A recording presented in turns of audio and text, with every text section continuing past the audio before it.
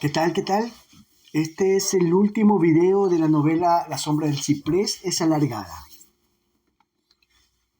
Continuamos con el capítulo 14. Contra lo que había temido, los días que siguieron a mi total rendición fueron de los más tranquilos y apacibles. Mis oscuros temores, mis sombríos presentimientos, mis presagios infundados, quedaron postergados de una manera absoluta. Tanto fue así que llegué a convencerme de que mi vida anterior había sido una simple pesadilla, remontada gracias a la providencial aparición de Jane en el decurso de mi nublada historia.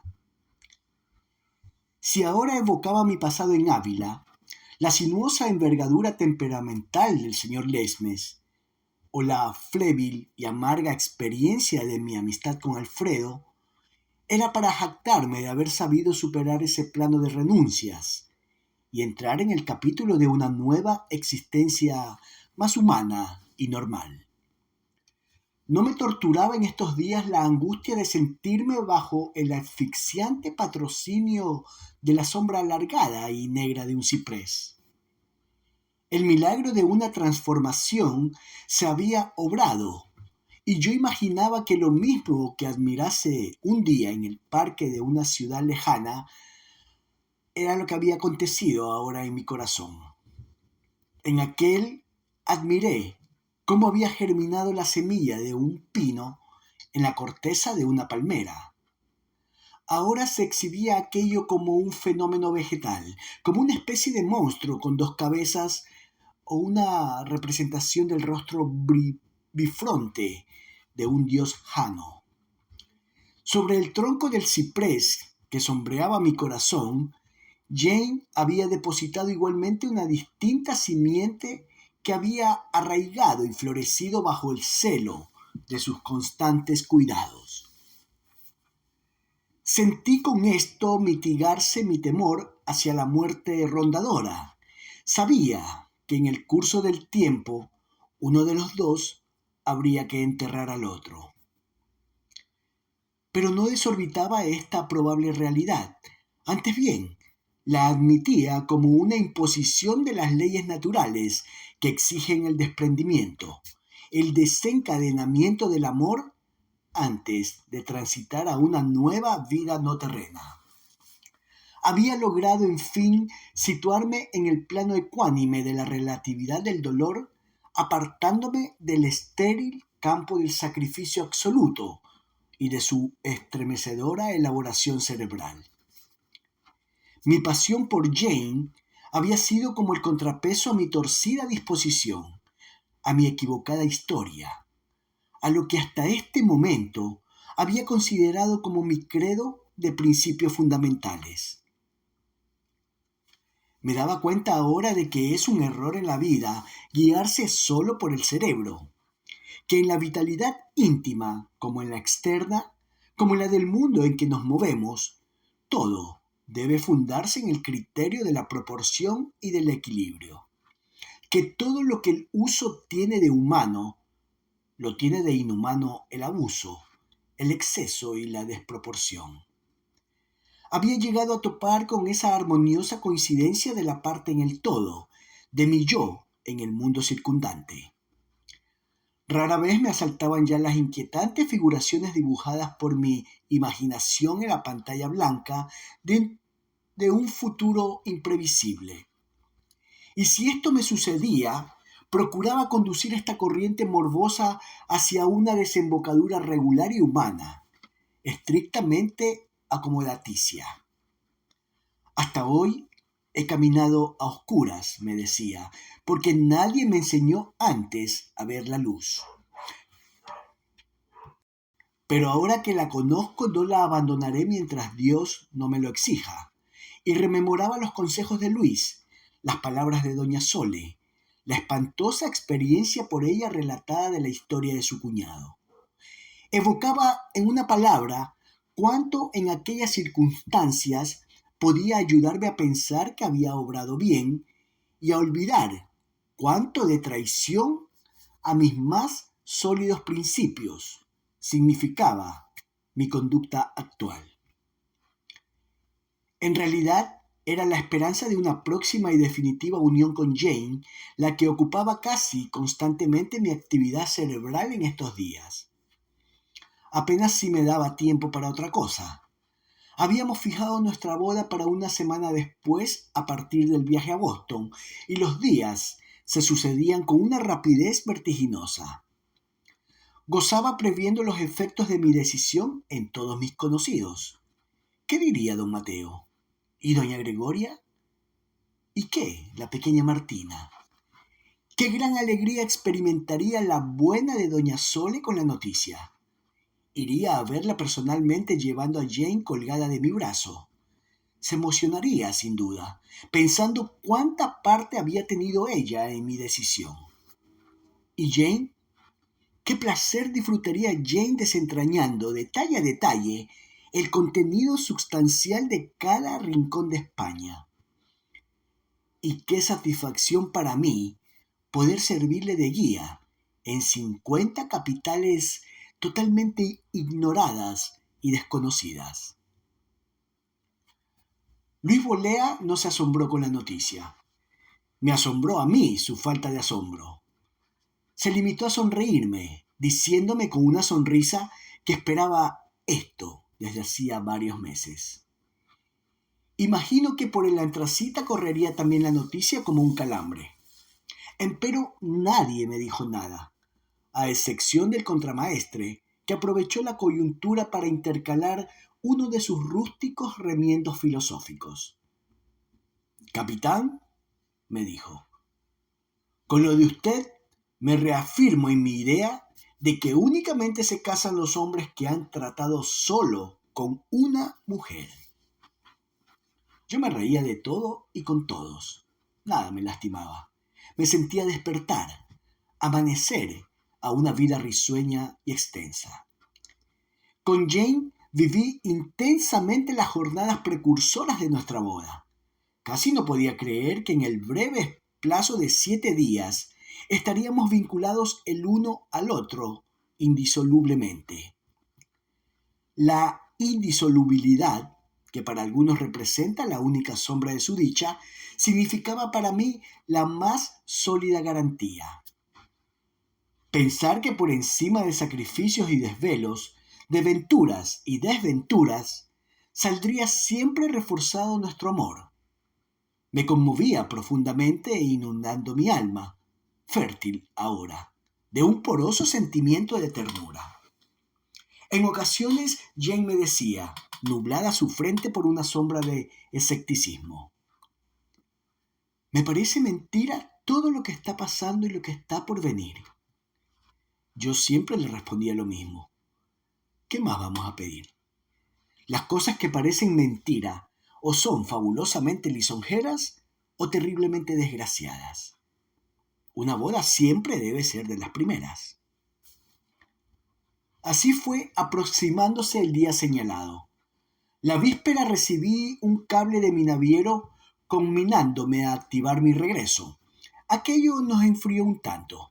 El padre de Jane era partidario de demorar la ceremonia hasta el siguiente viaje de la antracita a Providencia.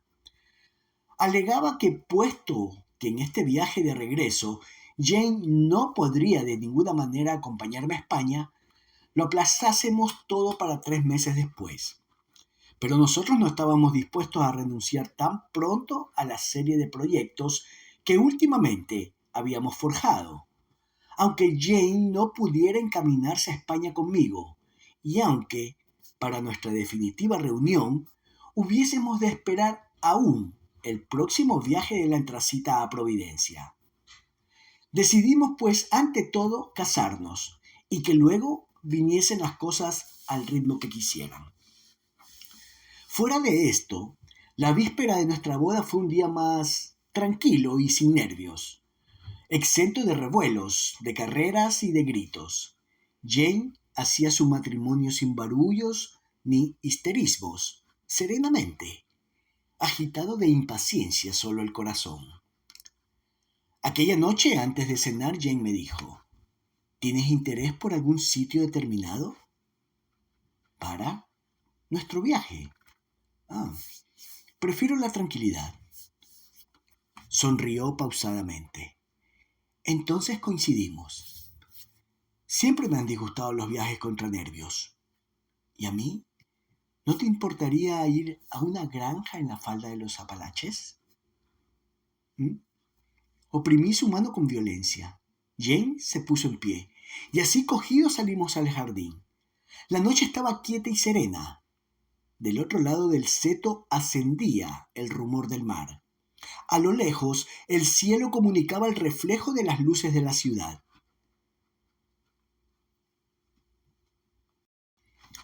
Me gusta asomarme al jardín las noches que preceden a un día extraordinario. ¿Para pensar? Sí. ¿Y han sido muchas? Siempre que cumplí un año más, y algunas otras veces. ¿Qué pensabas?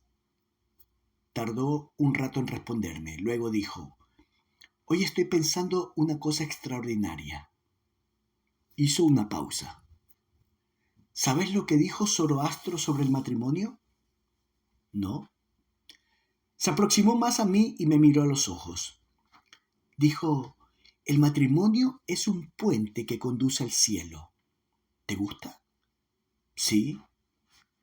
¿Sabes que querría grabarlo a los dos en nuestros corazones? Apoyó repentinamente su cabeza sobre mi hombro. Eso no es posible, murmuré. Se enderezó de improviso. ¿Y por qué no en nuestros aros? Poder llevarlo con nosotros toda una vida. ¿Sabes lo que eso significa? No me dio tiempo a contestar. Me tomó impulsivamente de la mano arrastrándome dentro de la casa. Aquella misma noche nuestras alianzas lucían por dentro la inscripción de Zoroastro. El matrimonio es un puente que conduce al cielo. Y a la mañana siguiente, Jane y yo entrábamos juntos por ese puente. Capítulo 15. Salimos de Providencia la misma mañana de nuestra boda. Era un día templado y tibio y el sol acariciaba desde lo alto sin molestar, con una suavidad infrecuente. Cuando tomamos la carretera hacia Boston, me pareció que inopinadamente rompía con mi pasado cargado de obscuridades, que se abría un mundo desconocido para mí, desconectado y roto el nudo de continuidad que le unta con el resto de mi vida. Me invadió una impresión de confortabilidad agradable al sentir despeinarse mis cabellos por las rachas de aire que se cruzaban en el interior del coche abierto. La tibia vecindad de mi mujer me daba la percepción de un mundo ignorado, lanzado de súbito sobre mí con toda su cohorte de sensaciones insípidas y humanas. Entraba en el terreno de la racionalidad y los neumáticos, al rodar presurosos sobre el asfalto, me ayudaban a abrir cada vez más la distancia que me separaba del ayer. Inflé los pulmones con fruición.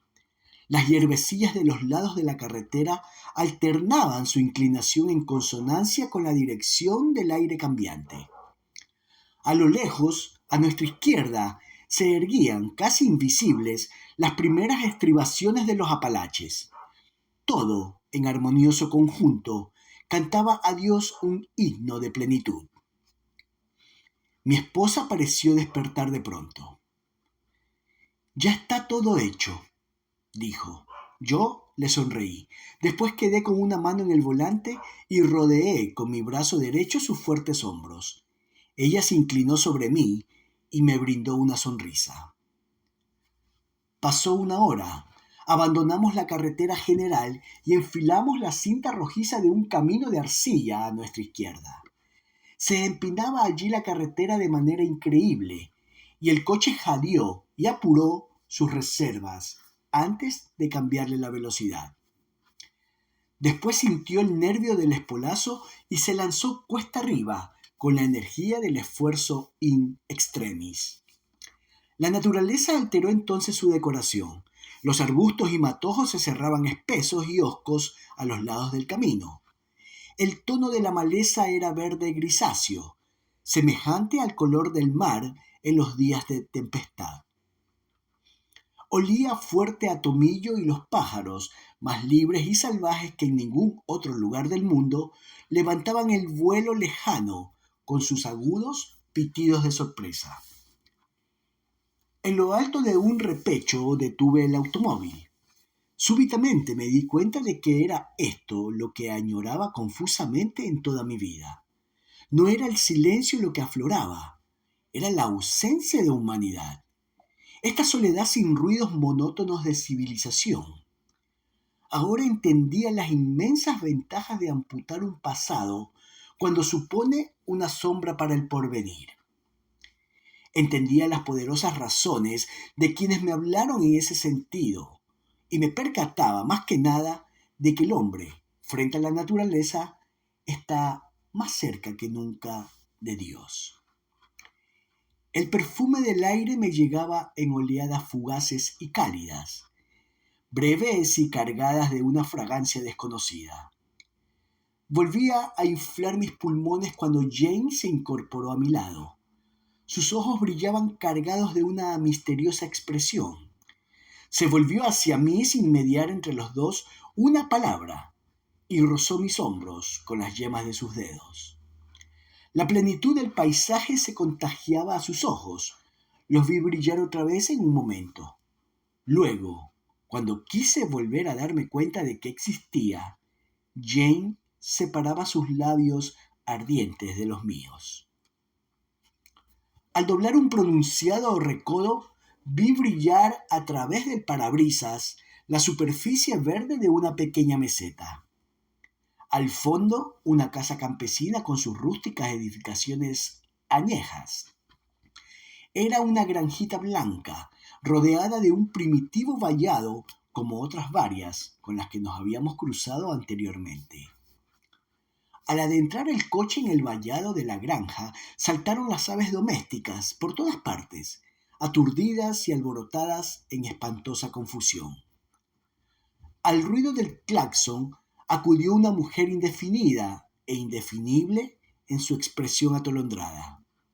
Gritó al reconocer a Jane y al descender ésta del coche la estrujó conmovida contra su pecho opulento. Un hombre apareció detrás. Era un espléndido hijo del campo, atezado y corpulento, con aspecto de roble joven. Saludó a Jane y al advertir mi presencia, se detuvo un tanto aturullado. Jane me presentó. Las cejas del hombre se arquearon de sorpresa. Ignoraba que Jane se hubiese casado. ¿Y Christian? ¿Dónde está Christian?, preguntó mi mujer de pronto. Se nubló la frente del hombre como apabullado por un mal recuerdo. Luego te verá, si es que quiere hablar con alguien.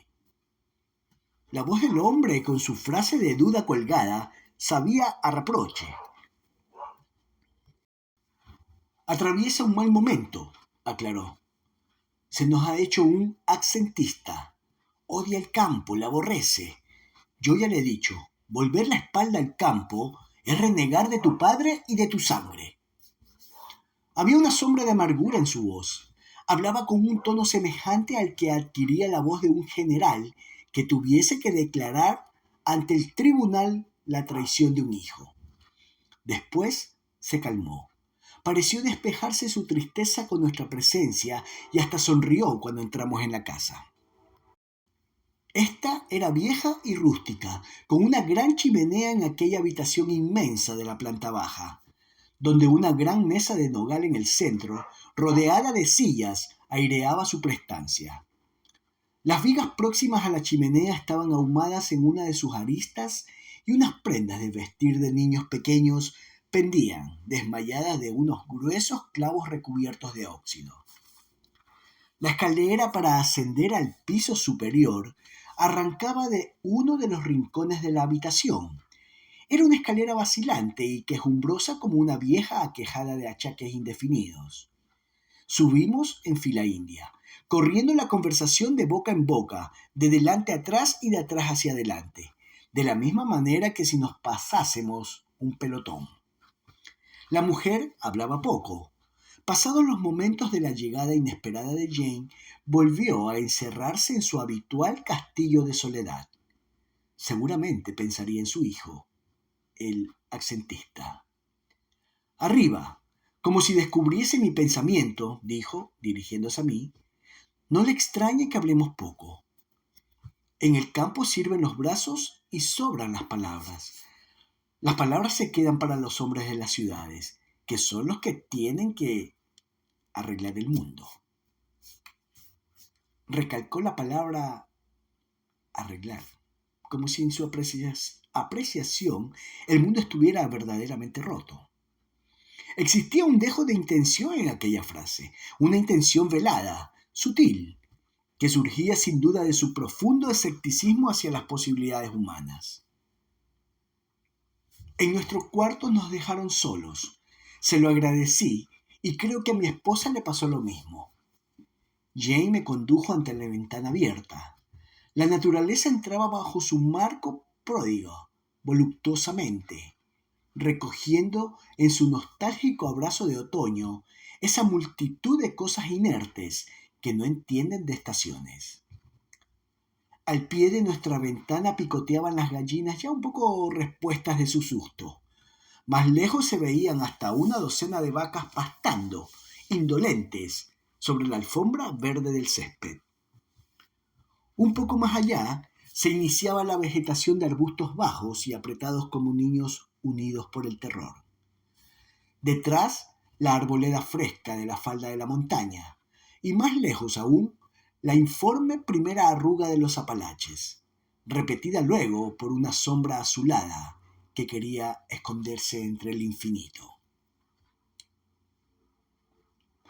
Pocos minutos después, despojados de las incómodas vestimentas del viaje, Jane y yo descendimos hasta el camino e iniciamos un corto paseo. La arcilla de las roderas estaba endurecida. A un lado y a otro se apretaba la vegetación superviviente del verano. No se oía el menor ruido mecánico. Estábamos centrados en un ambiente despintado del siglo, propio de edades remotas. El sol, en su cenit, parecía pedir a los campos que fuesen despidiéndose de él, que solo por favorecerles estaba faltando a su deber meticulosamente reglamentado por la naturaleza. Jane se percató en estos momentos de la fugacidad de nuestra luna de miel. ¡Qué pronto pasan 2 días!, dijo. 3 meses no tardan tampoco demasiado. Al tiempo lo miden las circunstancias, no los relojes. Asentí.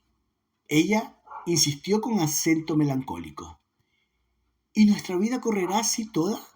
¿En un constante fluctuar? Procuraremos que nada ni nadie pueda volver a separarnos.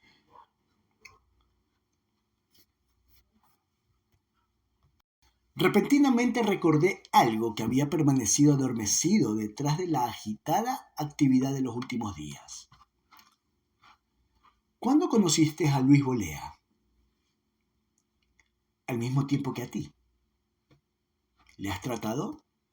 Sonrió con los ojos. Poco. ¿Poco? ¿He de decirte ya siempre la verdad? Sí. Dio 2 pasos más preparando su respuesta. Ha sido mi aliado. ¿Ya? Me apretó el brazo con sus 2 manos. Después se justificó. Yo necesitaba un aliado cerca de ti. La besé en lo más alto de su cabeza. Lo creo. Entonces, no lo has tomado mal. Si de verdad lo necesitabas imprescindiblemente. La tomé por los hombros y continuamos avanzando. Transcurridos unos minutos añadí. Ahora habremos de perdonarnos el uno al otro muchas cosas. ¿Tienes muchos defectos? Los corrientes. Volaron lejos unos cuantos grajos graznando guturalmente. ¿Sabes la historia de los grajos?, dijo Jane evadiéndose. No. ¿No sabes por quién están de luto? Sonreí. Lo ignoro absolutamente. Es un cuento muy bonito que me contaron de pequeña. Por lo visto, el grajo padre murió en el arca de Noé cuando la madre estaba empollando los huevos. Todos sus hijos fueron póstumos. Pobres. Es una lástima, ¿verdad? Sí, pero ha pasado ya tanto tiempo que estos podían ir pensando en ponerse de alivio. Dimos la vuelta. Los grajos describían un semicírculo a nuestra derecha. Poco después se posaron a la entrada del monte. En la granja habían dispuesto ya nuestra comida sobre un velador colocado debajo de un magnolio gigantesco. Al aproximarnos, volaron de sus ramas dos vistosas oropéndolas. Un niño, con la cara tiznada, nos miró malhumorado, mostrándonos su tiragomas inútil ya en aquella ocasión. Era el tercer hijo del matrimonio. Junto a él, un rapazuelo de apenas 2 años le brindaba nuevas presuntas víctimas con su lengua de trapo y sus torpes ademanes. Era el más pequeño de los hermanos. Jane le tomó en sus brazos. ¿Dónde está Christian? El arrapieso murmuró algo ininteligible y forcejeó por zafarse de aquellos brazos, con los ojos puestos en el tirador de su hermano. ¿Ote en el monte? Sí. Jane le dio libertad. Corrió a reunirse con su hermano y a insistirle tercamente sobre la dirección que había de tomar si deseaba cobrar algo. Al atardecer conocí a Christian. Solo con verle se adivinaba que su adecuado soporte físico no era el campo. Ceñudo, arisco, cerrado, nos costó Dios y ayuda hacerle despegar los labios. Cuando lo conseguimos, no hubiéramos podido seleccionar de entre su limitado vocabulario una sola palabra amable. Qué fácil es a los que no lo soportan animar a los demás a poblar el campo. Me era difícil desde mi postura argumentarle con fundamento y vigor convincente. En el campo es donde se ha refugiado lo único de verdad que aún queda en el mundo. Prefiero la ciudad. Allí todo es ficticio, no importa. ¿No importa? No. Rechazó el cigarrillo que le tendía, con acre indignación. Ustedes no saben lo que es el campo, por eso le cantan. Pero si hubiesen probado cuánta es su ingratitud, pensarían como yo. Todo es poco, hijo, si así se consigue conservar la cabeza equilibrada. Si una cosa se hace a la fuerza, adiós el equilibrio de la cabeza. En eso puede que tengas razón. En todo. Además, ¿para qué? ¿Para qué? ¿A qué tanto trabajar? ¿Por lo demás? ¿Qué hacen los demás por mí? Encendí un cigarrillo para disimular mi ligera turbación.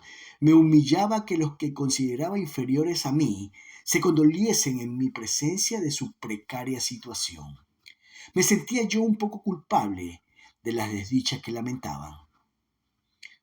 Todos tenemos que hacer por todos. Pero cuando hay detrás una compensación, ¿y yo? ¿Qué compensación tengo? ¿Subir a las fiestas del pueblo 2 veces por año? ¿Y qué?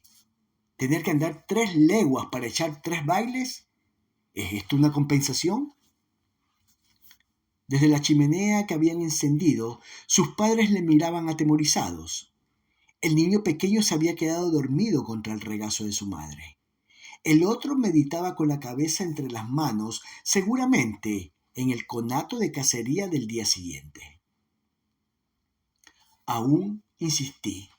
Me daba la impresión que de no decir yo la última palabra, parecía que me doblegaba ante aquel joven rebelde, que el accentista se salía con la suya en su pugilato con el hombre de la ciudad.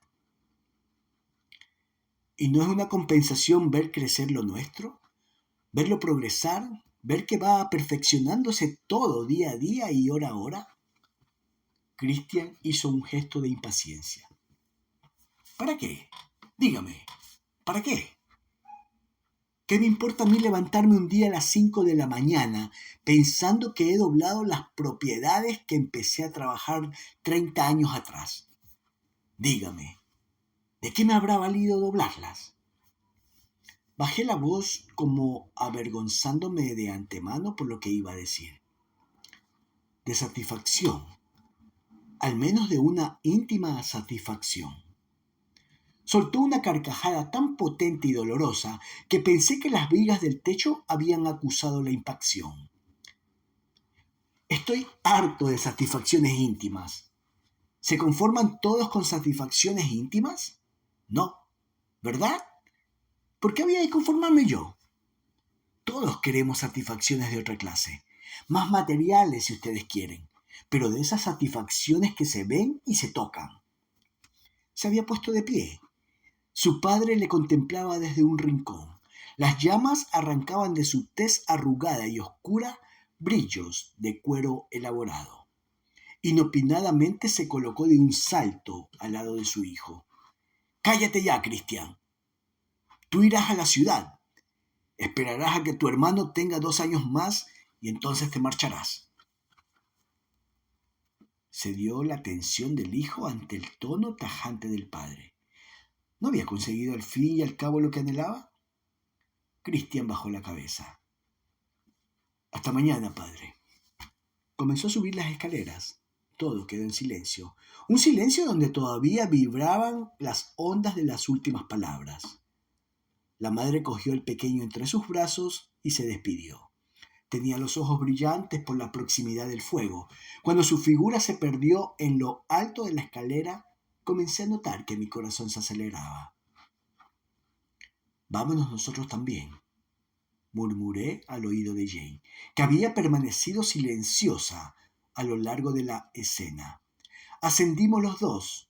Al cerrar la puerta de nuestro cuarto sentí bullir la sangre ardiente debajo de la piel de mi cuerpo, como si mi vida toda se hubiera concentrado de repente en el latido de aquel momento.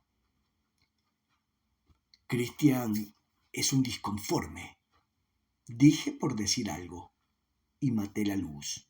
Jane no contestó. Por la ventana abierta entraba el soplo fresco de aquella noche de otoño.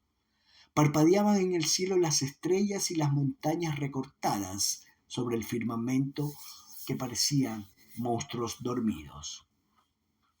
Como Jane temía, aquellos 2 días transcurrieron demasiado pronto.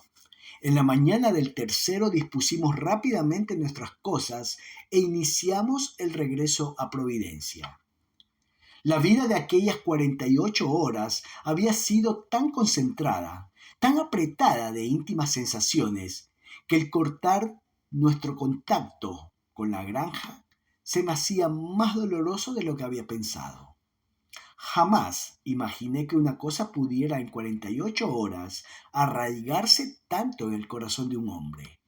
Se me antojaban años las horas transcurridas allí, años felices por el recuerdo múltiple de que iba impregnado, un soplo con arreglo a la más estricta cronología.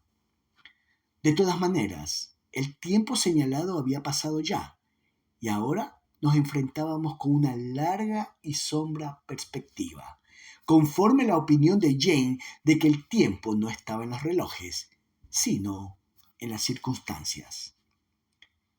Jane, a mi lado, arropadas las piernas en una ligera manta de viaje, no hablaba. Seguramente prolongaba nuestra breve luna de miel en su fácil imaginación. ¿Qué pensaría? Tal vez en nuestra primera comida debajo del brillante magnolio, o en la larga tertulia de la noche anterior frente a la lumbre crepitante, o en Christian, el accentista, o por qué no en el fatigoso paseo de la tarde última, hasta la cumbre de un alto picacho. ¿No dijo ella al ver el mundo desde allí que la tierra, como los buenos cuadros, es conveniente verla de lejos? Sí, seguramente su imaginación estaría en estos momentos posada en el elevado y abrupto picacho de la tarde antes. Volvería ahora a despeñar sus ojos por la ladera impresionante, para ir fijando en su retina todos los obstáculos, todos los accidentes, por cuyo lado pasáramos en el ascenso y que ahora, oteados desde la inmensa atalaya, se convertirían en ridículos y mezquinos. El coche devoraba kilómetros inmune a la nostalgia. Los árboles, a los dos lados de la carretera, me daban la impresión de que íbamos caminando tras los barrotes de una jaula. Pronto asomaron por delante las primeras casas de Providencia, las crestas de los edificios más altos destacando sobre la construcción uniforme de la ciudad. Apenas nos detuvimos en casa de Jane. Ella me rogó esperase un instante mientras me preparaba una sorpresa. A poco se presentó con un magnífico retrato al óleo, suyo, que no había visto hasta entonces. Me lo tendió jubilosa. Toma, yo me quedo, pero él se irá contigo. Te acompañará mucho durante nuestra separación. Mira, with everlasting love. Al pie del cuadro decía with everlasting love. Nos abrazamos. Entonces reparé que la voz everlasting encerraba un vago sentido de eternidad. Veía el cuadro por encima de mi esposa, estrechamente abrazada, y mis ojos, como si no hubiera otra cosa dentro de los límites de su campo visual, se detenían absortos en la mágica palabra everlasting. Era una palabra demasiado inmensa para localizar un sentimiento de este mundo. Y yo deseaba más que nada que ni el sentimiento de Jane ni el mío salvasen separados la frontera eterna. No empieces con tus estúpidas rarezas, me dije, y me estreché más contra Jane, como si quisiera fundirnos en uno. Entonces se borró de mi vista todo objeto externo y solo sentía nuestras almas palpitar al unísono. Jane me llevó hasta el muelle. Un remolcador se acercaba ya a la antracita.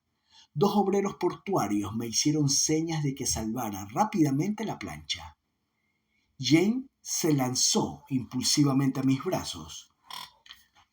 «Vuelve muy pronto», susurró. La besé en silencio. Luego eché a correr hacia la cubierta de la antracita con el cuadro debajo del brazo. Conservo un claro recuerdo de la actitud de Jane en el muelle durante la larga desatracada de la antracita. Su mano no dejó de decirme adiós en ningún momento. Pensé que, ¿cuándo un ser tan despreciable y ruin como yo había producido en la historia del mundo una conmoción semejante en una criatura tan bella? Me consideré único en la historia de todos los tiempos, excepcionalmente afortunado, desde luego. Más tarde, rebasada la hostial, ante el mar inmenso, sentí en mi dedo anular la presión del matrimonio, presión del apotegma del viejo Zoroastro, y supuse que esta sensación debería de ser muy semejante a la experimentada por un caballo salvaje al ser arreado por primera vez. Capítulo 16. Lo mismo que Jane pensase de la tierra y los buenos cuadros, empecé yo a pensar por esta época de los actos de los hombres. Es decir, que para verlos en toda su dimensión, ramificados en sus consecuencias, era preciso observarlos desde lejos, cuanto más mejor. Yo, solo cuando volví a encontrarme en España, sujeto a la rueda rutinaria de siempre, me di cuenta del brusco cambio que en un momento se había operado en la estructura de mi vida. Aprecié simultáneamente que las grandes revoluciones de la humanidad o en el interior de los hombres acaecen en un instante, aunque luego sus bifurcaciones y efectos se extendieran a veces a lo largo de los años o de los siglos. A ratos tenía una noción diáfana de la traición consumada. Comprendía que era esta la única vez que mi yo se había movido a impulsos y en el fondo me regodeaba de la mala pasada que le había jugado mi corazón a mi cerebro. Tampoco trataba nunca de justificar mi matrimonio. Aceptaba la realidad consumada. La vida así era corta pero fecunda. Desligado era monótona y terriblemente prolongada. ¿No había, pues, ganado algo? Con frecuencia mi cabeza intentaba remover las antiguas ideas que me atormentaban, presentarme para que los razonara, los posibles efectos de mi impremeditada acción. Yo la desoía. Prefería mantenerme en el plano vital elegido y aunque frecuentemente notase en mi dedo anular la presión de Zoroastro, siempre terminaba por comulgar con él en aquello de que el matrimonio es un puente que conduce al cielo. En estas pasajeras meditaciones llegué a una radical resolución: mirar la vida hacia adelante, sin dejarme influir por perniciosas reflexiones sobre el pasado. Me convencí también en estos días de que el espíritu solo está en paz cuando el cuerpo está cansado. Quizá por ello, y por moverme asusado por una inefable esperanza, mi cuerpo no halló reposo en aquellos 3 largos meses. Mi primera idea, apenas verme en España, fue la de visitar a doña Sole para comunicarle de palabra la buena nueva. No obstante, no pude hacerlo. Doña Sole había marchado a invernar a Sevilla, buscando un clima más benigno para capear la crudeza del invierno. Hube, pues, de conformarme con escribirle una larga carta, agradeciéndole la influencia que pudiese haber tenido en la alteración de mi vieja norma. Seguidamente entré de lleno a trabajarme el asunto de mi destino. No quería en lo sucesivo más mar ni nuevas fluctuaciones. Ahora el ideal de mi vida se condensaba en arremansar el tiempo en un hogar tranquilo, donde paso a paso pudiera ir amontonando recuerdos familiares que luego rumiaría y digeriría en mi senectud. Me asustó la extraña facilidad con que se solucionó todo. Mi naviero, después de felicitarme, encontró mi deseo perfectamente natural y me prometió, aparte de autorizarme a traer a Jane conmigo en el próximo viaje, un puesto envidiable en las oficinas de Santander. Con relativa frecuencia recibía cartas de Jane. Ella me escribía todos los días, pero su correspondencia llegaba en montoncitos de 10 o 12 cartas que yo seleccionaba minuciosamente por orden de fechas, antes de empezar a leerlas. Sus misivas suponían para mi impaciente soledad un gran consuelo. En el primer legajo de cartas que recibí, me hablaba de la terrible sensación que se siente al ver despegar un barco de los muelles llevándose dentro una persona que amamos. Es, me decía, como si el remolcador tuviese sujetas las estachas al corazón del que queda y lo fuese arrancando de su sitio poco a poco.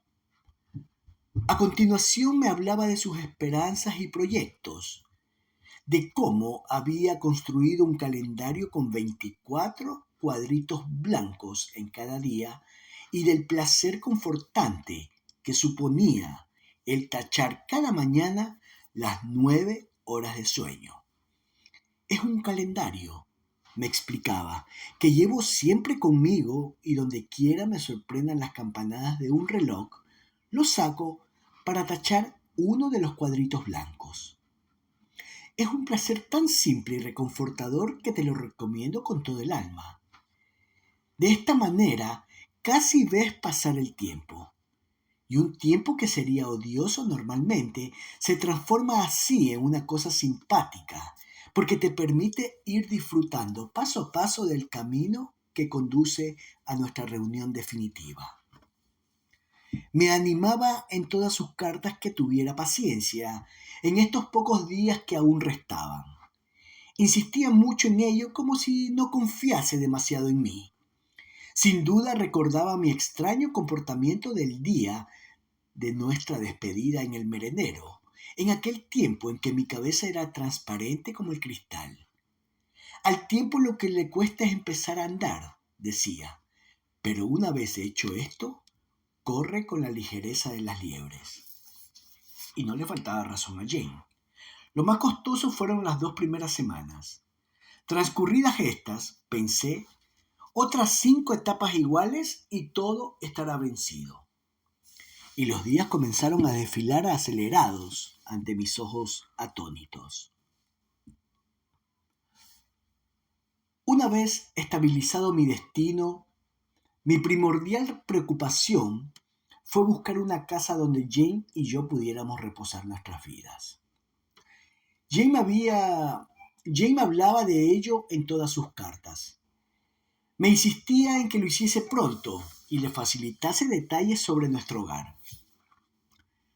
Con este motivo visité varios pisos desalquilados en la ciudad, sin que ninguno fuese de mi agrado. Tenía la idea de que el amor para subsistir no precisa solo de 2 corazones afines, sino de un medio adecuado para desenvolverse. Encontraba las casas de la ciudad excesivamente sombrías y tristes, con gran abundancia de espacio, pero con escasa luz. Y yo deseaba una casa donde la naturaleza asomase constantemente su presencia, donde no estuviéramos separados de ella más que por una transparente barrera de cristales. Al fin, después de una prolongada búsqueda, encontré lo que quería en las afueras de la ciudad. Me chocó la minuciosa adecuación de la realidad de mi deseo. La casa estaba situada en un altozano verde, orientada la fachada norte hacia el mar y la del sur hacia la montaña.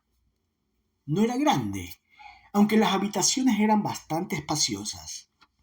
Constaba de un piso y la planta baja, y en derredor un pequeño jardín protegido por una corta verja de hierro, con una puerta de barrotes también frente a la fachada principal. Cuando abrí esta puerta por primera vez y escuché su quejido lastimero, pensé que muy pronto su voz herrumbrosa me sería familiar e imprescindible para mantener el tono de mi vida. Una vez examinada la casa, cerré el trato rápidamente, temeroso de que aún pudiese alguien adelantárseme. Desde allí, apoyado en la repisa de la chimenea, escribí una larga carta a Jane, dándole cuenta de mi hallazgo, detallándole punto por punto la orientación, cabida y disposición de las habitaciones.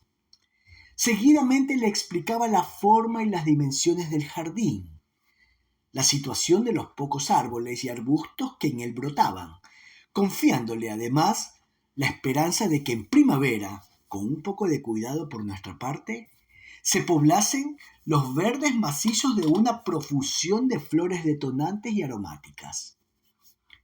En adelante gustaba de ir a pasar las tardes a mi casita deshabitada. Allí leía las cartas de Jane y allí también solía contestarlas. Poco a poco iba llenando la casa de muebles y detalles. Tenía en cuenta para ello los buenos consejos de la mujer de Luis, quien estimaba los muebles antiguos compensadores desde el punto de vista económico y del rendimiento.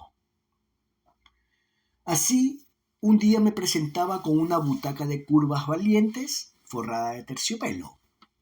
Otro día con 2 pequeños veladores restaurados para los 2 lados del sofá que había colocado frente a la chimenea.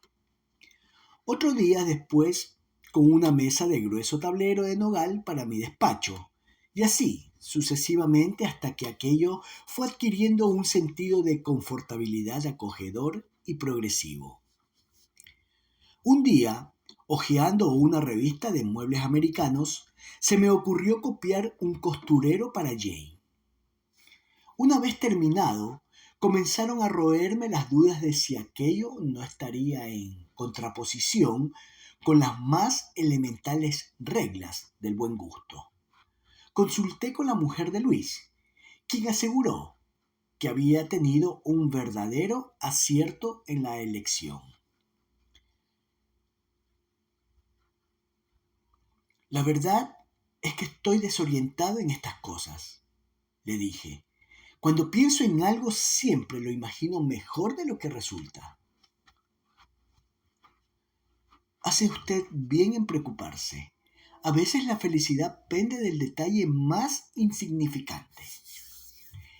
En lo sucesivo me esmeré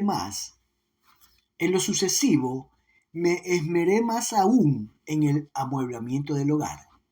A menudo me invadían dudas en lo atañedero a la colocación de los muebles.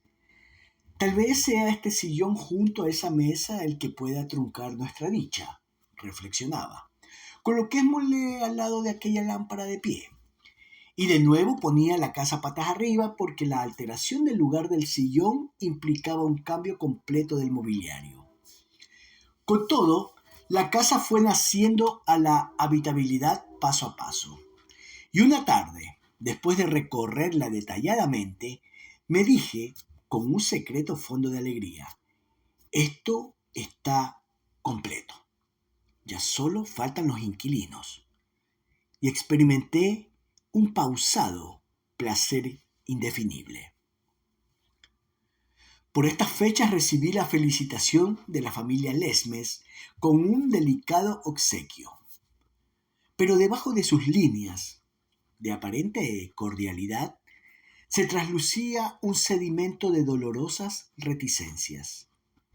El señor Lesmes añadía a su felicitación unas líneas que en principio no entendí y de las que solo con el transcurso del tiempo pude extraer su equivalencia en el lenguaje vulgar. El hombre ideal, afirmaba, sería aquel que comenzase a vivir después de haber asimilado la experiencia de todas las generaciones que le han precedido en el tiempo. Me enviaba una frágil estatuilla que representaba una mujer china con una especie de albardas sobre el hombro, en las que descansaban dos chinitos de pocos meses. Este obsequio, junto al de la familia de Luis y los de quienes estaban relacionados conmigo por razones profesionales, fueron los únicos que recibí por motivos de mi matrimonio. Una noche, sentado frente a la chimenea encendida de mi casa, reflexioné sobre esto. Verdaderamente, me dije, es increíble que un hombre pueda alcanzar la edad media de la vida sin más contactos que estos. Y los contactos allí estaban, alineados encima de la chimenea. La estatuilla de porcelana, una tabaquera, otra tabaquera, un juego de escritorio y dos pesados candelabros. En ellos quedaba encerrada toda mi vida externa. Los únicos roces que había tornado mi ser al abrirse calle por medio de una humanidad concentrada y densa. Un día, semana y media antes de salir para Providencia, me entregaron 6 cartas de Jane. Como ya era hábito en mí, esperé a la tarde para leerlas tranquilamente al amor de la chimenea de mi casa. Salí de la antracita 2 horas después de comer. La tarde estaba lluviosa y desapacible. Quizá por ello y por el bulto cuya sensación percibía sobre el pecho, caminase hacia la casita más acelerado que de costumbre.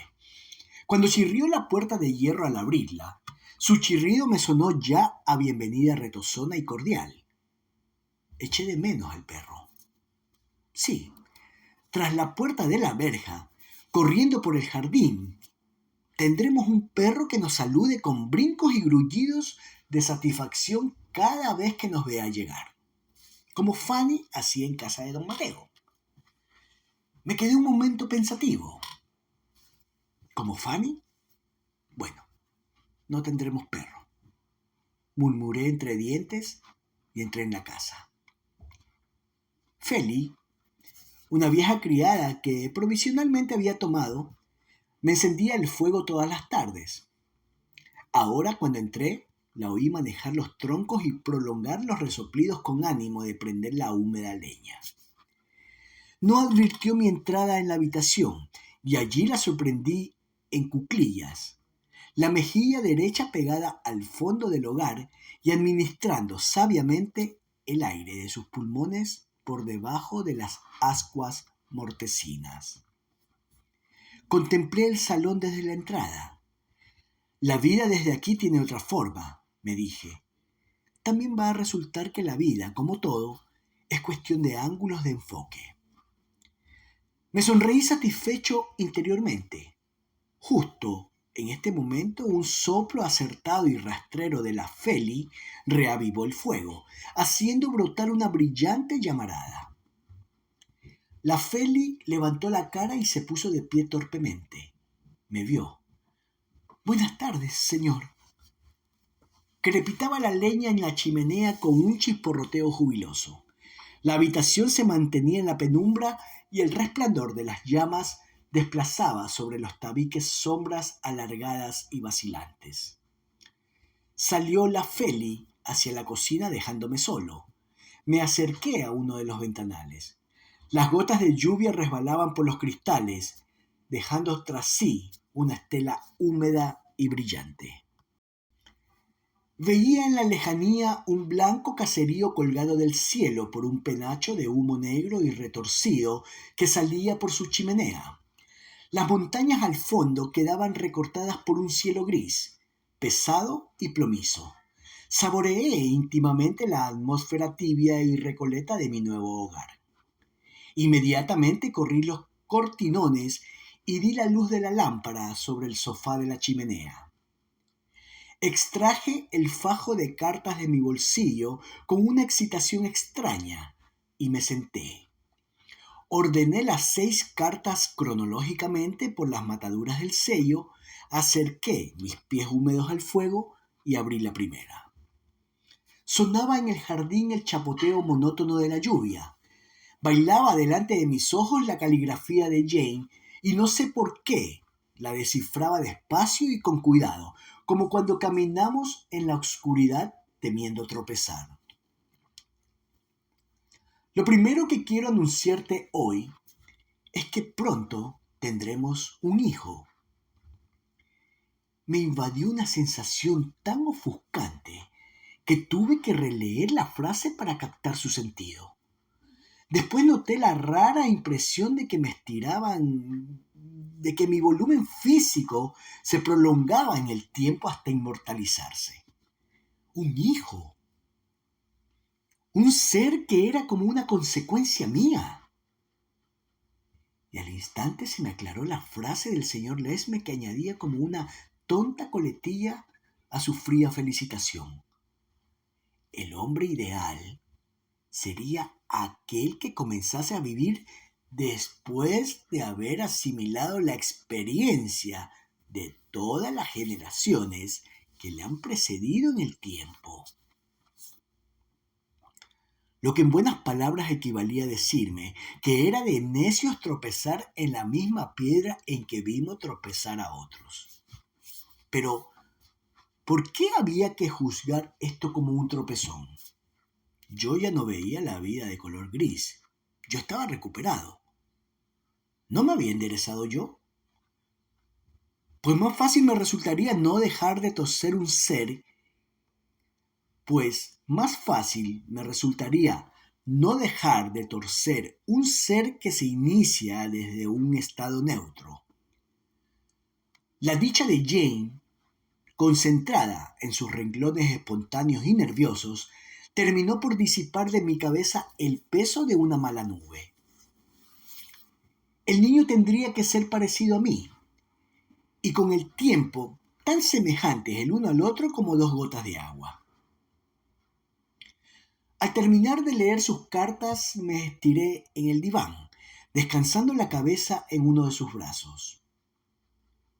Oía caer la lluvia incesante sobre el jardín, entreverados sus leves chasquidos por el rumor crepitante del fuego en la chimenea. Aprecié que soportaba mejor la nueva emoción en esta postura voluptuosa, con ese difuso rumor por fondo. Encendí un pitillo. Por encima de mí veía la bombilla incandescente y el aro inferior de la pantalla, delimitando el círculo luminoso. La vida es bella a veces, pensaba. Este haz de luz nos cobijará a los tres algún día. La lluvia fuera machacará insistentemente los campos y nosotros nos congregaremos alrededor de la lámpara. Jane hará punto, esa labor de punto que las mujeres nunca terminan, y yo leeré en alta voz desde esta misma postura. A sus pies, sobre la alfombra, jugará el niño. Ella de vez en vez nos acariciará a los dos la frente alternativamente. Y fuera seguirá sonando la lluvia, golpeando en los cristales con sus dedos, delgadísimos y transparentes. Desde luego, la vida a veces sabe ser bella. Ignoro cuánto tiempo permanecí abismado en estas reflexiones. Como en sueños oí a la Feli despedirse y cerrar la puerta de la calle. A poco sonó el gemido herrumbroso de la puerta del jardín. Me sentí apaciblemente solo y sin ganas de moverme. Más tarde, bastante más tarde, me asaltó súbitamente la conciencia de que llevaba muchas horas sumido en un abismo subconsciente y cerrado. Me incorporé con pereza, estirando mis miembros. Por esa puerta, me dije al ver frente a mí una de las salidas del salón, entrará Jane anunciándome que podremos cenar cuando yo quiera. El niño a estas horas ya estará dormido, tal vez en este rincón, detrás del sofá. Jane me hablará con un dedo cruzando sus labios por temor a despertarlo. Y la Feli quizá le llamará Angelito. Me puse el impermeable y abrí la puerta de la calle. Después volví sobre mis pasos.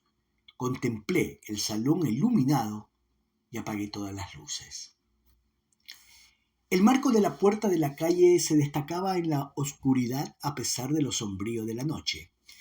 Y por esta puerta entrará algún día el niño como un torbellino a la vuelta de la escuela. Y entrará Jane también, cargada de paquetes, al regresar de sus compras.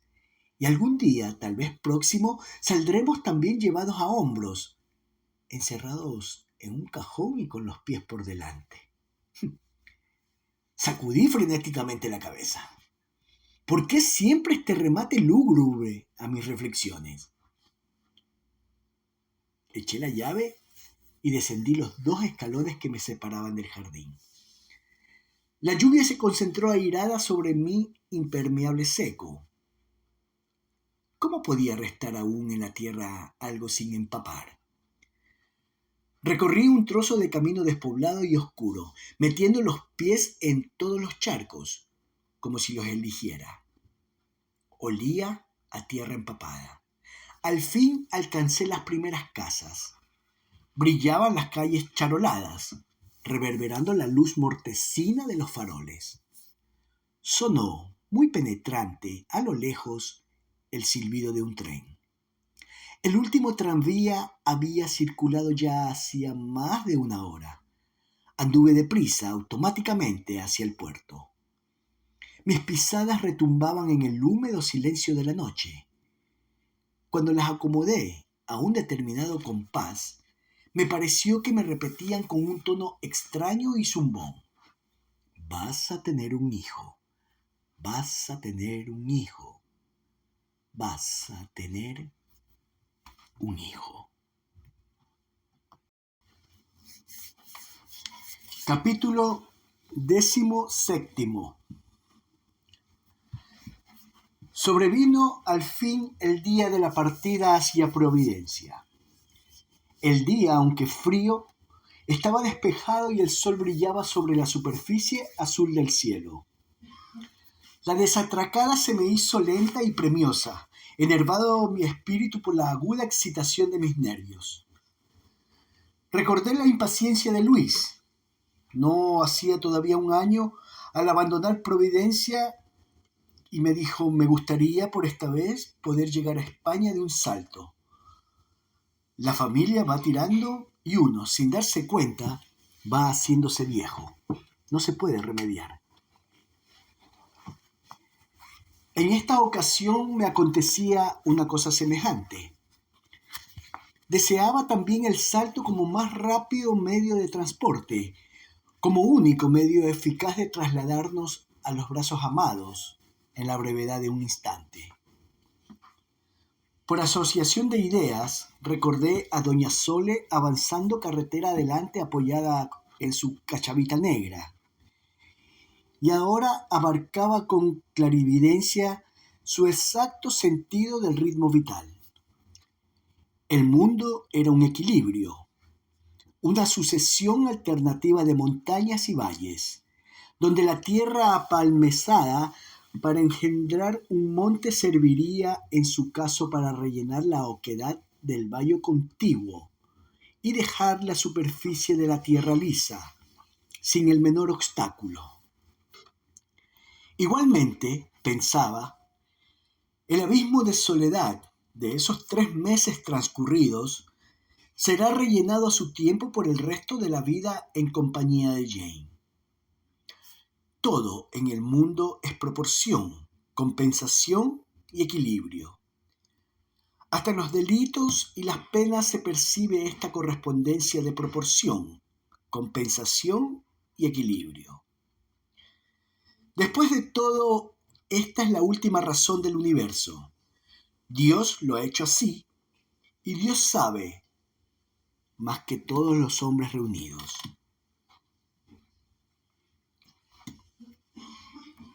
Cuando salimos a alta mar, comencé a gustar la longitud de la estela de la antracita. Cuanto más larga sea, más próximo estaré de mi destino. Y aquilataba con un placer voluptuoso cada metro de aproximación, cada minuto de nuestro avance. En sus últimas cartas, Jane me decía que me diese prisa, que con un poco de suerte aún podríamos pasar las Navidades en Providencia los dos juntos. Y yo me adelantaba a esta posible realidad.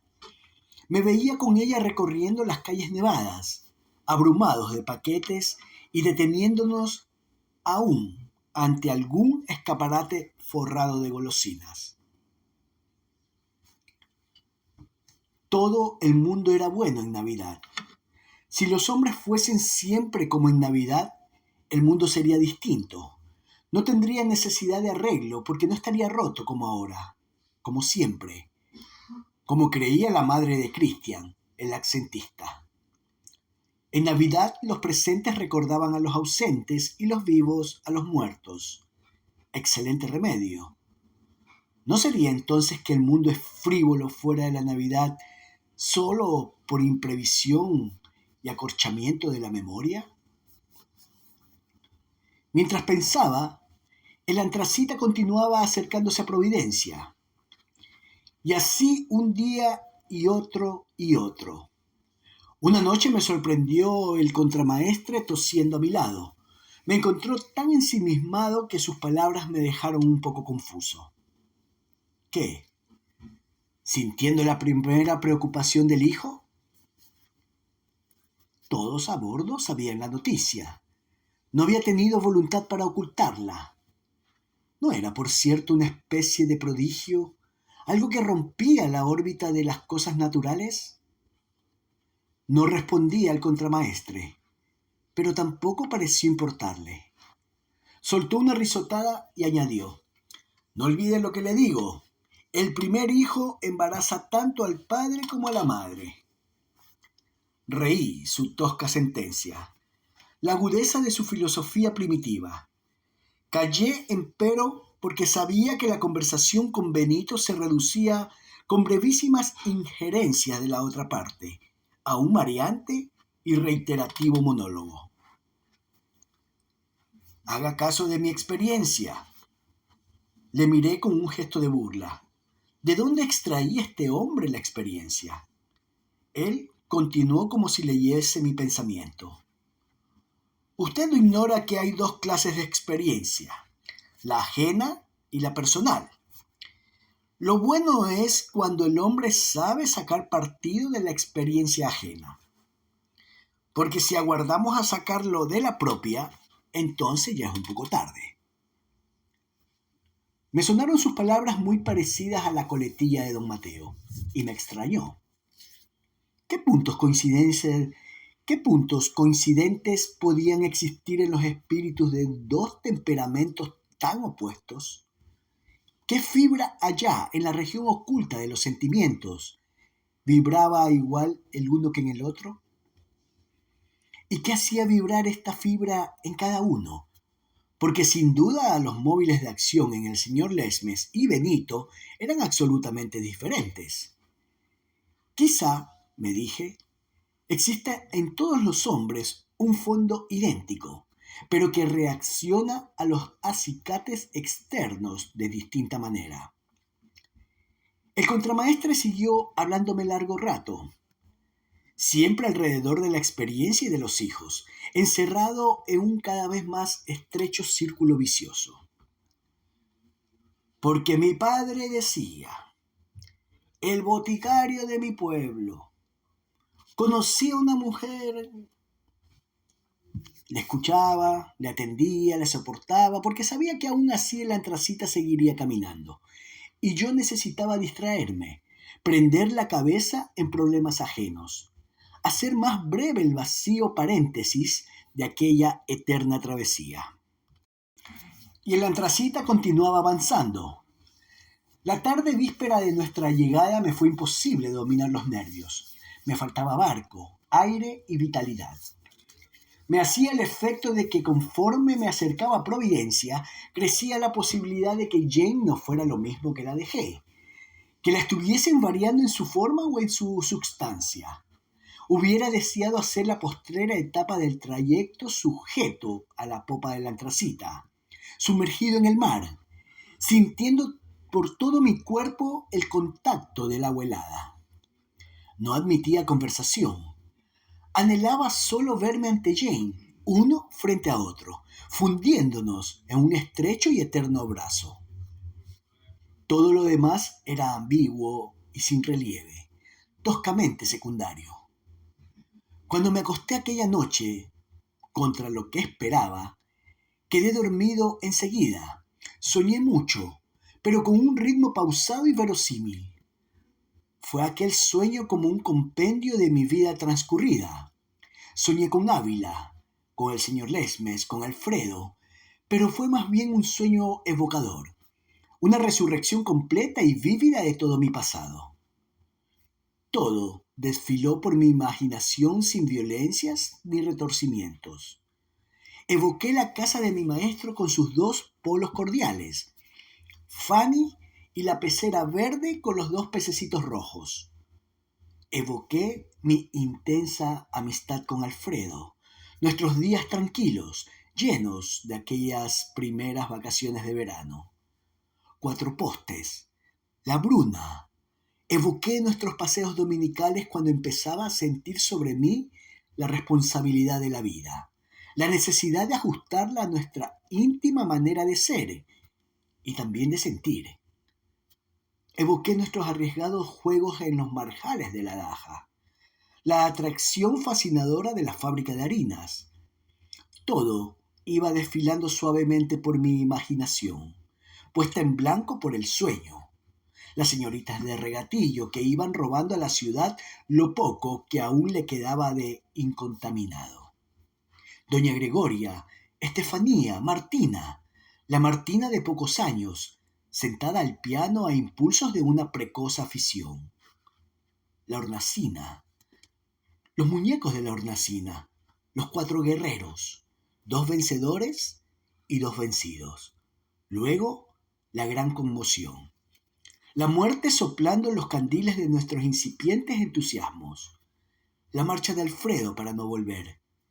El dolor de la separación.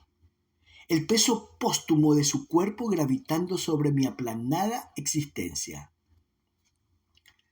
Detrás, la escuela de náutica. Barcelona con su febril actividad. La pelea con el Gallito. El San Fulgencio. El Algeciras en la Antracita. Martina otra vez. La Martina engañada y arrepentida. Y Jane. Jane como piedra de toque de mi voluntad. Una breve lucha. Un impulso. Mi matrimonio. La separación. Jane aguardando impaciente mi llegada en la cortina del muelle de Providencia. Fue al coincidir el sueño con mi actualidad cuando me desperté con un agudo sobresalto. Me incorporé en la litera. La luz entraba ya por el portillo abierto, encima de mi cabeza. Me pasé la mano por la frente. Entonces advertí que durante mi sueño no había existido el menor asomo de violencia. Me puse en pie. Es raro, me dije. Hoy debería estar alegre como ningún otro día de mi vida. Y sin embargo no lo estoy. ¿Por qué habré tenido un sueño tan extraño? Me lavé apresuradamente y ascendí a la cubierta. El día ya estaba hecho y las costas de Providencia se divisaban muy próximas. Rememoré mi sueño. Todo es muy raro, torné a pensar. Cuando el hombre evoca con todos los detalles su pasado, es que la amenaza algún cambio trascendental en su existencia. Notaba un cosquilleo insistente por la columna vertebral. Bah, todos son nervios. Me calmé un poco. De repente me di cuenta de que me faltaba paciencia para contemplar cómo nos arribábamos metro a la costa. Descendí de nuevo a mi camarote e intenté distraerme con un libro, pero mi imaginación estaba fuera de allí. Jane seguramente estará ya esperándome en el muelle, a pesar de ser solo las 7 de la mañana. Cerré el libro y traté de evocar su silueta tal como la dejara el día de nuestra partida. Grácil, esbelta, diciéndome adiós insistentemente con la mano.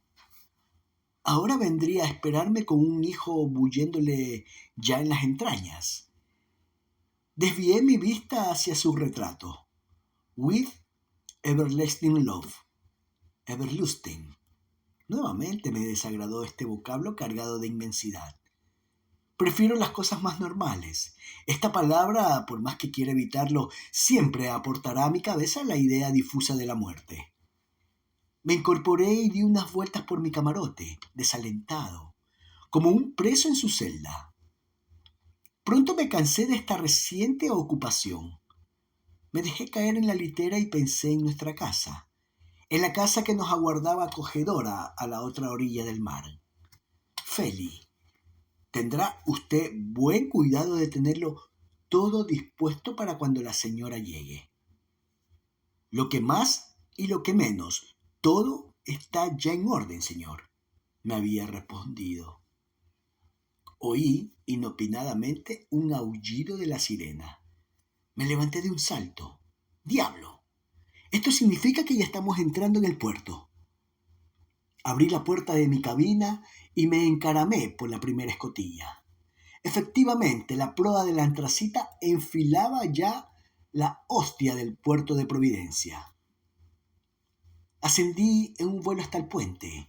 Me entró por los ojos la agitada convulsión del muelle, el ir y venir de los ligeros barquitos para distancias reducidas, el alarido aturdidor de los remolcadores, la labor chirriante de las grúas ocupándose en la carga y la descarga de los buques atracados. Un poco más allá estaba nuestro hueco esperando desguarnecido el duro contacto de la Antracita. Por entre esta baraúnda se encontrará Jane. ¿Cómo podré localizarla? Cada vez que se acercaban más las casas de Providencia. Por la plaza que existe frente al puerto se veían cruzar los automóviles.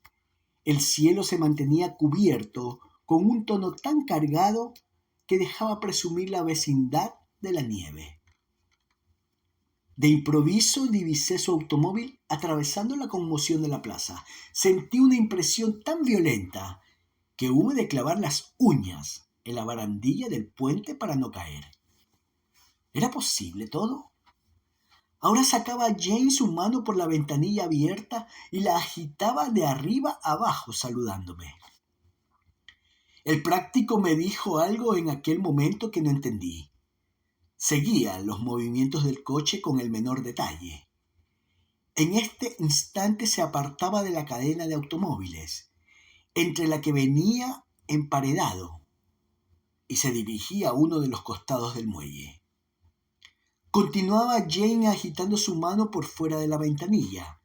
Me dio la impresión de que todo, por dentro y fuera de mí, se perdía en la penumbra de un plano lejano, y que sólo ella, su figura, adquiría consistencia relevante, perfiles fundamentales y macizos. Súbitamente todo varió en un segundo. Un obrero impulsando una vagoneta cargada se interpuso en el camino que seguía Jane. Se oyó el chirrido del frenazo y se elevó en el aire una varada caliente de goma quemada. Coleó el automóvil y sin que nadie pudiera preverlo, cayó dando tumbos sobre las sucias aguas del muelle. Aún se le vio un instante sobre la superficie, pero inmediatamente desapareció entre una serie de círculos concéntricos que iban haciéndose cada vez mayores. Cuando extrajeron su cadáver, una hora más tarde, estaba nevando. Y al ver su cuerpo por última vez, logré percibir sobre su rígida esbeltez la leve ondulación del hijo iniciado.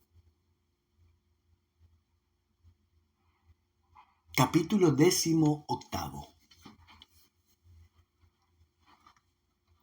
Con los años he concluido por convencerme de que esa previsión de sucesos fatales, característica de mi vida, si no diluye el dolor, sí al menos nos prepara para soportarlo más sordamente cuando los hechos temidos llegan a realizarse. El deshacimiento de Jane, como antes el de Alfredo, me produjo la impresión de que estaba reproduciendo ante mis ojos un momento ya vivido, que el flébil acaecimiento no era nuevo en el curso sinuoso de mi historia. No recuerdo apenas nada de los primeros días que siguieron al tremendo desenlace de mi matrimonio. Era como si alguien me hubiese horadado el cráneo y por sus agujeros escapasen ahora hasta las más dignas facultades de mi alma. Llevé una existencia animal, sombría, perdida la perspectiva de dolor en la densa consistencia de la desgracia presenciada. Tan solo guardo de aquellos primeros días de la conciencia completa del chirrido vivo, angustiado, de los neumáticos sobre los adoquines de la calzada y el rotundo chapuzón del automóvil al hundirse en las turbias aguas del muelle. Además, la penetrante impresión de unos círculos alucinantes, increscendo, con el centro justo en el lugar por donde Jane y la promesa de un hijo habían desaparecido. Con el tiempo mi dolor cobró perfiles vigorosos, adquirió constancia, magnitud y proporciones. Ya podía pesarlo y medirlo a mi capricho, valorar la extensión de mi desgracia en el panorama desolador de mi mezquino pasado. Se me demostraba que también el dolor precisa perspectiva para poder aquilatar debidamente sus agudas aristas. Todo, pensaba, necesitaba perspectiva en el tiempo para abarcar sus dimensiones. Los actos que nos son externos y las convulsiones que sobrevienen dentro de nosotros mismos. Ahora, en lo sucesivo habría de irme resumiendo, achatando. Habría de sustraer mis tentáculos sensitivos al mundo glacial que me rodeaba. Tenía que contraer de nuevo mi vida, agazaparla en los justos límites de su antiguo y frío caparazón. Mi espíritu precisaba un proceso de síntesis, semejante al del caracol, que se resume en su concha. Comencé a gustar de nuevo la angustia desoladora de sentirme impar sobre la costra de la tierra, de hallarme aislado, sin eslabones afectivos, sin un sólido y macizo punto de apoyo. Se intensificó sobre mí el convencimiento de que hasta en mi propio cuerpo se acentuaba la decadencia, de que mi descarnada existencia se remataba en círculo y la aguja del compás que señalaba su centro se me clavaba acerada en el corazón. Pensé que nada me quedaba fuera de mí, que la discordancia del mundo conmigo era ahora total, absoluta, sin nada ni nadie que mitigase el desamparo de mi cerrada soledad. Una noche, en viaje ya de regreso a España, recordé a Ávila, la Ávila única, maravillosamente pálida y alada de una noche de plenilunio. La rememoré con ansias anormales, casi bestiales de poseerla, de identificarme con ella, de relajar a su amparo mi atormentado espíritu y dejarle que se impregnase de su añeja y nostálgica substancia. Fue este deseo el único que se hizo fuerte en mí, que me poseyó con la más enérgica crudeza desde la trágica desaparición de Jane. Me convencí entonces de que también las almas precisan de un clima propicio para poder pervivir, de que era Ávila lo único que me restaba en el seno de la tierra, de que de entre sus piedras milenarias y sus nevadas almenas extraería mi decrecida vitalidad el estímulo suficiente para rehacerse. No me incitó el suicidio en estos días. Lejos de lo que había temido, me percaté de que la adversidad aguza la fe y la esperanza en una vida ulterior que nos compense de los duros reveses sufridos en esta. Era en esta ocasión, en esta fase mística que abrió en mi pecho la renuncia, cuando aquilaté con exactitud dentro de mí la efímera fugacidad del tránsito, la adjetividad de la vida, su tono accidental y secundario. Me embargó una clara convicción de que la vida es un disputado concurso de méritos, un lapso de prueba para ganar o perder una existencia superior. Constaté por encima de mi retorcido dolor que Dios jamás envía al hombre nada más allá de su capacidad de resistencia. Y me convencí más que de nada de que la facultad de deshacimiento es común a todos los mortales, de que ninguno, ni el más espiritualmente desheredado, está huérfano de ella, de que yo mismo, herido y castigado, aún tenía un motivo por qué alentar pese a todos los reveses e infortunios.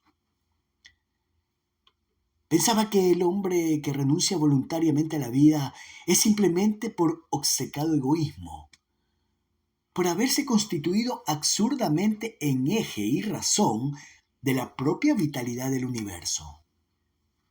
A mí, lentamente, me parecía que cuanto más abatido está el hombre en su equilibrio carnal, más fuerte es la necesidad que experimenta el espíritu de desligarse, de remontarse sobre la materia envilecida, si estimamos a Dios como rector de este turbio desconcierto humano. Cuando arribamos a Santander se intensificó mi dolorosa sensación de absoluto abandono, y en consecuencia mi acuciante ansiedad por retornar a Ávila, por sentir su topografía, su consistencia física bajo la planta de mis pies. Eran unas ansias desmesuradas, urgentes, solo acalladas por mi decisión íntima de conectarme cuanto antes, de nuevo, con sus raíces multiseculares. Experimentaba la necesidad ineludible de palpar sus piedras, de sorber su historia, de enraizarme otra vez en su misticismo desgarrado y silencioso. En el fondo creo que lo único que anhelaba era huir de mí mismo, amputar de mi recuerdo el último peldaño de mi historia, entroncarme a mi primer dolor como postrer reducto de mi vitalidad decadente y Roma.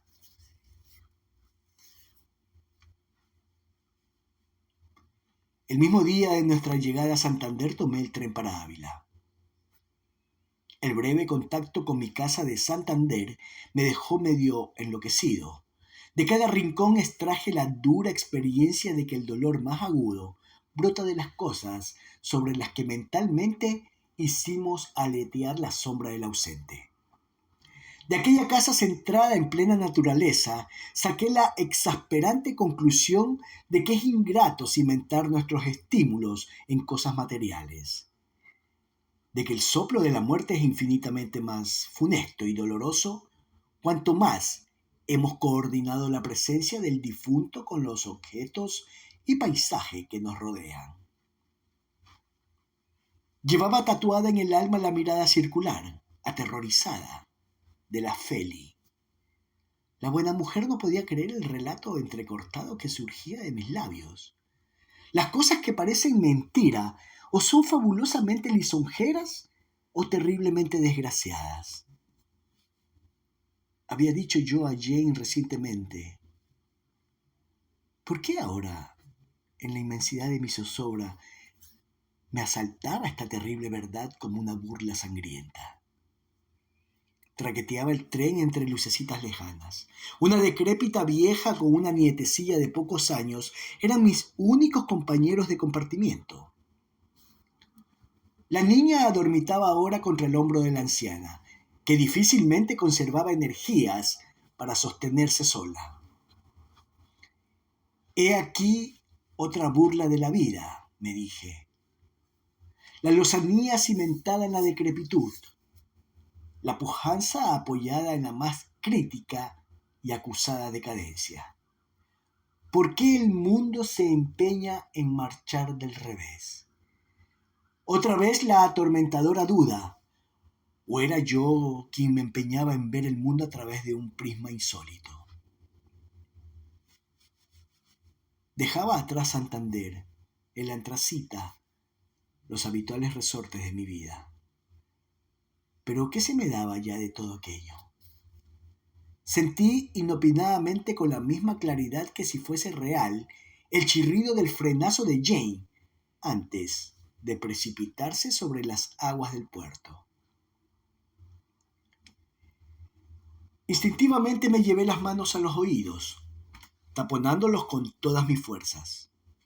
Pero el chirrido proseguía sonando dentro, con una persistencia asfixiante. De repente observé que la vieja me miraba de reojo con curiosidad morbosa, con un asomo de temor en sus pupilas medio apagadas. La expresión de su mirada ya me era familiar. Pensaba sin duda que era un loco, o como mucho, un aventajado aprendiz de loco. Retiré las manos de mis orejas e intenté sonreírle. Se incrementó su chispa de recelo y bajó los ojos en tanto apretaba entre su mano huesuda los 5 dedos rosados de la criatura que se esteaba sobre ella. Me miré las propias manos medio inconsciente. Al volver las palmas hacia arriba, examiné una vez más las 4 pequeñas cicatrices que rompían la tersura de cada una. Cerré los puños. Esta era la evidencia tangible de mi desdicha, la huella de un pasado reciente y adverso. ¿Cómo pudo ser que mis propias uñas se incrustaran en la carne de mis manos hasta hacer saltar la sangre a borbotones? Nada recordaba de esto. Recordaba en cambio la estremecedora sensación de contemplar el cuerpo inanimado de Jane, deformado levemente por la iniciación del hijo. Y recordaba también cómo me lancé como un cuervo sobre su mano para arrebatarle aquel aro que encerraba la más dulce de las promesas. El matrimonio es un puente que conduce al cielo. ¿Pensó seriamente en esto Zoroastro?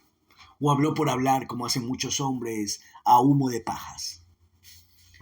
A veces parece ser la propia aprensión quien impele a realizarse los acontecimientos objeto de nuestros temores, pensaba. Nuevamente el traqueteo agitado del tren. Los ojos de la viejecita posados fijos en mí. El revisor dictatorial horadando nuestros billetes. Y Ávila. ¿Dónde estaba Ávila que tanto tardaba en aparecer? Extraje del bolsillo de mi chaleco la alianza que durante 4 meses circundase el dedo anular de Jane. La introduje en mi dedo meñique, pero no pasó de la primera articulación.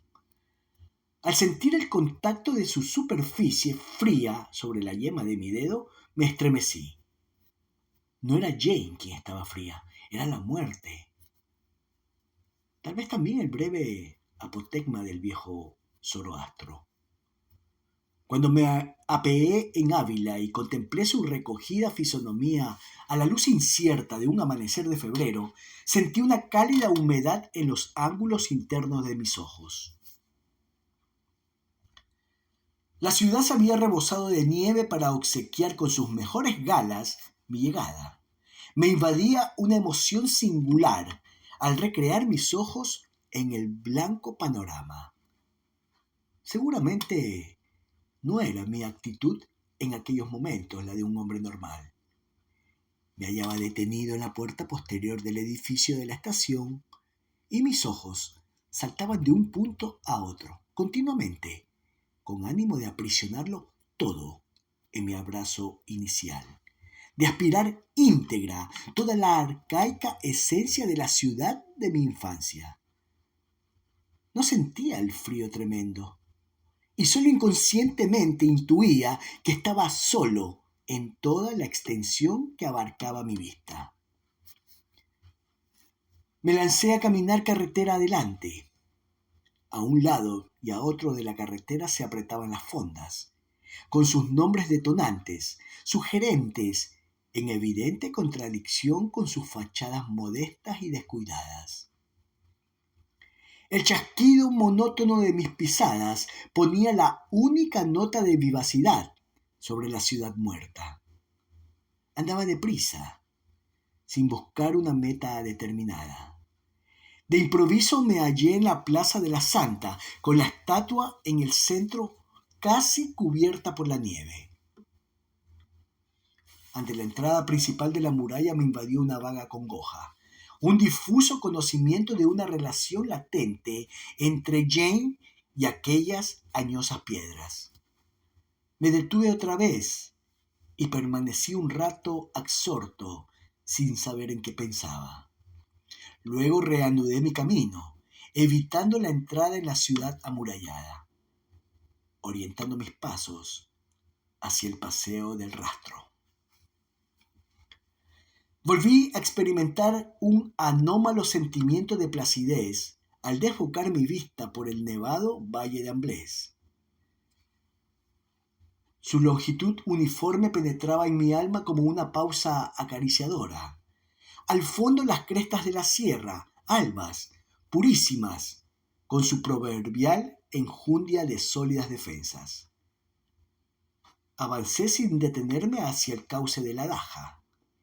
A mi derecha se alzaba la maciza adustez de la muralla. Eché de menos los vencejos indecisos y gritadores de la primavera. En su lugar las grajillas también negras enredaban su vuelo entre las almenas, con su aletear blando, reposado, un poco fúnebre, como de grandes y enlutados copos de nieve. Evoqué nuestras antiguas andanzas en aquellos mismos parajes, las ilusorias conquistas de la ciudad. Ya tenía el Adaja ante mí, un Adaja imponente, aunque adormecido bajo un muelle colcha de nieve. Los marjales del estío servían ahora de lecho a sus aguas congeladas. Pasé junto a la fábrica sin detenerme, sin mirarla casi. Al cruzar el puente me sentí vacío de espíritu. Solo me entraban por los sentidos los detalles más nimios e insignificantes. El chasquido crujiente de mis pies al pisar la mollar blandura de la nieve, el penduleo incesante de un mohoso cartelón del otro lado del puente, suelto en uno de sus extremos y pregonando las excelencias de un establecimiento de bebidas. El ronroneo del motor de una desvencijada camioneta detenida ante una lechería, 2 puertas más allá. El vuelo rápido de una bandada de gorriones buscando el amparo de alguna corraliza llena de estiércol. Continuaba andando automáticamente, sin determinar previamente el sentido de mis pasos. Al iniciar el ascenso de la suave colina de 4 postes, me encontré seriamente apurado. El jadear de mi pecho resonaba acongojado en el ambiente quieto. Experimenté una íntima alegría al pensar que mi resistencia carnal se agotaba, que mi ser físico se desmoronaba ya sin remedio. Luego, ya desde la silenciosa atalaya, oteé como en tiempos la villa amurallada. Emanaba de ella un vaho inquietante de seres y cosas en reposo, de un estatismo mineral y sugerente. Las piedras se amontonaban con un sentido arquitectónico diluido y bello, dando prestancia y solidez a un fragmento de historia ya desgraciadamente fenecido. La torre de la catedral seguía detentando su hegemonía sobre el Mosén Rubín. La mansión de los Almarza, los Polentinos, todo uniformado, sin embargo, bajo una geometría blanca, redondeada en sus ángulos y aristas por el amortiguador de la nieve.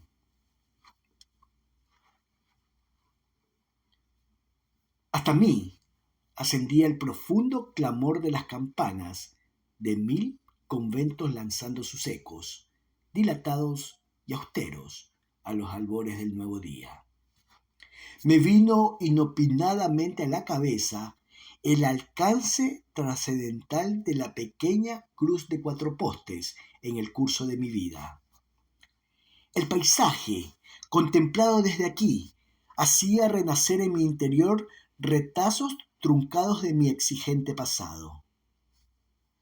En 4 postes comenzó a gestarse el ímprobo alentar de mi cerebro. Y ahora, vencido ya, trágicamente derrotado, buscaba nuevamente la cruz de 4 postes para extraer de ella un jugo vital que avivase la amorosa corriente de mi historia. No sé cómo encadené a Jane a mis pensamientos y otra vez torné a adivinar una vaga relación entre su ser y la naturaleza circundante. Una mutua, confortable influencia que ensartaba en una misma fibra todo el nostálgico mundo de mis recuerdos.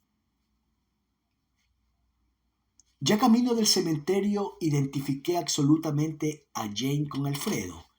Tuve la sensación de que ambos representaban para mí una misma influencia. Se me antojaba que en mi vida me había conformado con visar un solo número, que era uno de esos seres que nacen con una marcada predisposición, inexorable, hacia la uniformidad y cualquier alteración los desorbita y confunde. Anduve lentamente, rumiando el pozo de mis memorias. Cuando los golpes rítmicos del primer cantero hirieron mis oídos, tuve un acentuado momento de estupefacción. Los doladores de hoy serían, sin duda, hijos de los antiguos, pero en su hacer conservaban en su más cabal pureza el ritmo, la entonación familiar del trepidante y monótono golpeteo. Avancé por el paseo desierto, imprimiendo sobre la nevada virgen la huella sucia de mis pasos. Conforme caminaba, se incrementaba el picar de los pedreros. Sus alternativas en el golpear de las losas otorgaba al conjunto algo de una inarticulada sinfonía orquestal.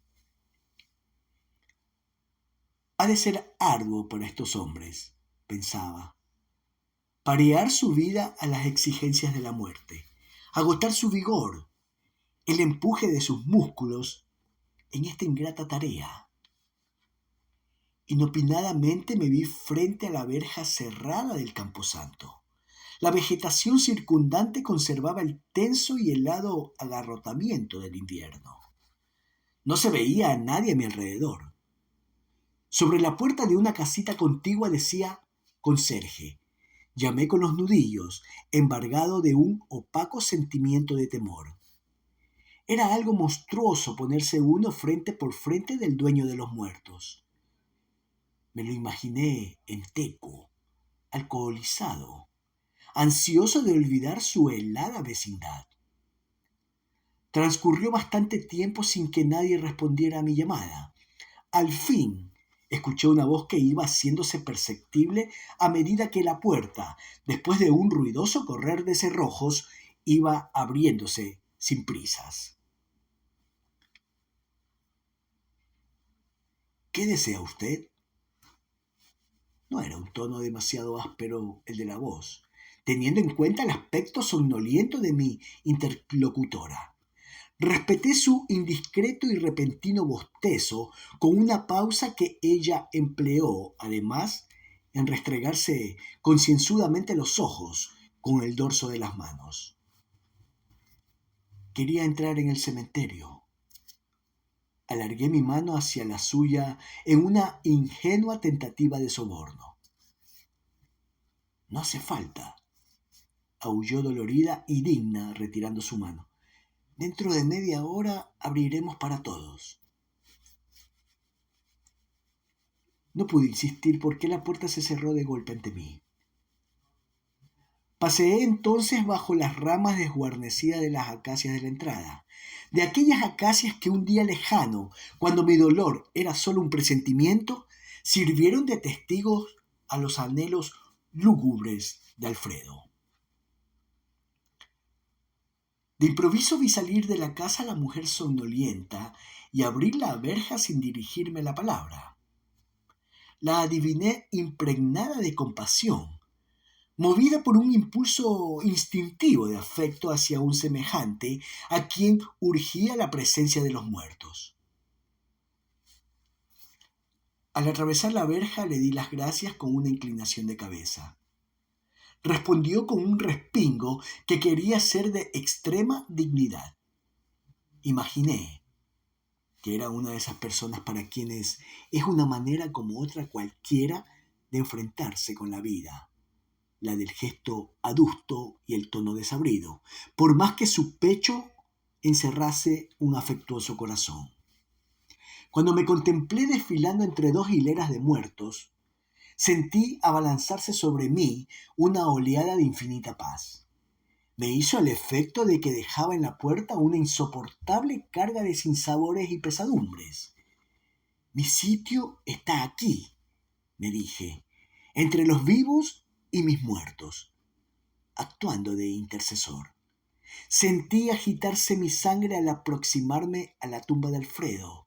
La lápida estaba borrada por la nieve, pero nuestros nombres, Alfredo y Pedro, fosforecían sobre la costra oscura del pino. Me abalancé sobre él y palpé su cuerpo con mis dos manos, anhelando captar el estremecimiento de su savia. Así permanecí un rato, absorto, renovando en mi mente los primeros años de mi vida, el latente sabor de mi primera amistad. Luego, casi inconscientemente, extraje de un bolsillo el aro de Jane circundado por la inscripción de Zoroastro y me aproximé a la tumba de mi amigo. Por un resquicio de la losa introduje el anillo y lo dejé caer. Experimenté una extraña reacción al sentir el tintineo del anillo al chocar contra los restos del fondo. Ahora ya estaban eslabonados, atados mis afectos. Las dos corrientes que vitalizaran mi espíritu habían alcanzado su punto de confluencia. Cuando una hora más tarde abandonaba el cementerio me invadió una sensación desusada de relajada placidez. Se me hacía que ya había encontrado la razón suprema de mi pervivencia en el mundo. Ya no me encontraba solo. Detrás dejaba a buen recaudo mis afectos. Por delante se abría un día transparente, fúlgido, y la muralla de Ávila se recortaba, dentada y sobria, sobre el azul del firmamento. No sé por qué pensé en aquel instante en la madre de Alfredo y en el hombre. Y fue casualmente en el momento en que tropecé con un obstáculo oculto por la nieve. Al mirar hacia el suelo, comprobé que a la nieve la hace barro el contacto del pie. Me sonreía el contorno de Ávila allá, a lo lejos. Del otro lado de la muralla permanecían Martina, doña Gregoria y el señor Lesmes. Y por encima aún me quedaba Dios.